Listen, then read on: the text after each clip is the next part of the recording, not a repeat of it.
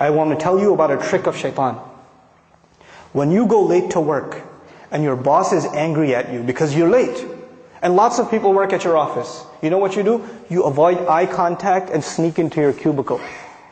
You don't want to face him. When you have a bad report card, and you go home to your family, you're in 6th, 7th grade, you got a bad report card, you sneak into the house. There's no Assalamu alaikum, I'm home. You sneak in and you kind of go and you pass out, you go to sleep. Right? What happened in school? Nothing. When you disappoint someone, you avoid contact with them. It's natural. In this case, when we do something shameless, when we wrong ourselves, who have we disappointed? Allah Azza wa Jal. We've disappointed Allah.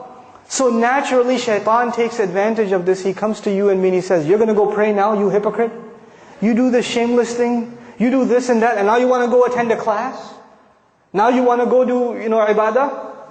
You should be, you're such a two-faced person. So this person says to themselves, yeah, I shouldn't go pray because I'm two-faced. Shaitan takes advantage. He distances you from Allah. And we're embarrassed to go before Allah Azza wa Jal. But the true muttaq, he does something wrong. He does something wrong. And immediately what does he do? He remembers Allah.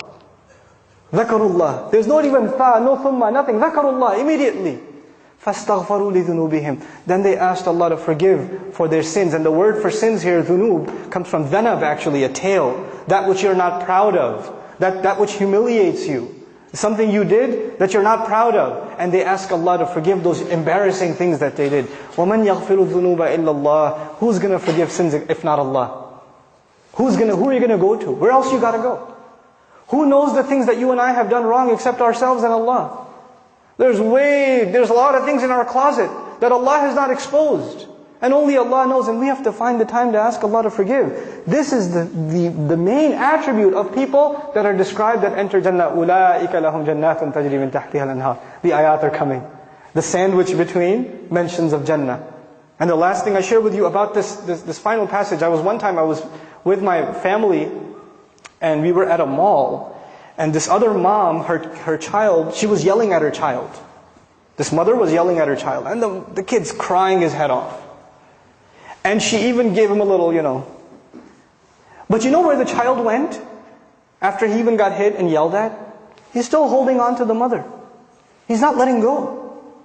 Everywhere else around there are these ugly, gigantic strangers. He doesn't want to deal with them. Even if she's angry, even if she's disappointed, even if she's upset, his whole world, his whole shelter, his whole protection, where is he going to go except his mother?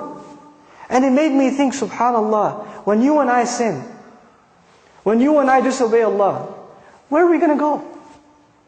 Where else is there to go? Who do we turn to?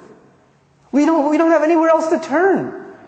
So even if we disappoint our Lord, even if we fall short of the standards He set for us, the true muttaq, the hopeful of Jannah, he never loses hope in Allah. لا تقنطوا من رحمة الله. Don't lose hope in the mercy of Allah. You're not allowed to lose hope in the mercy of Allah.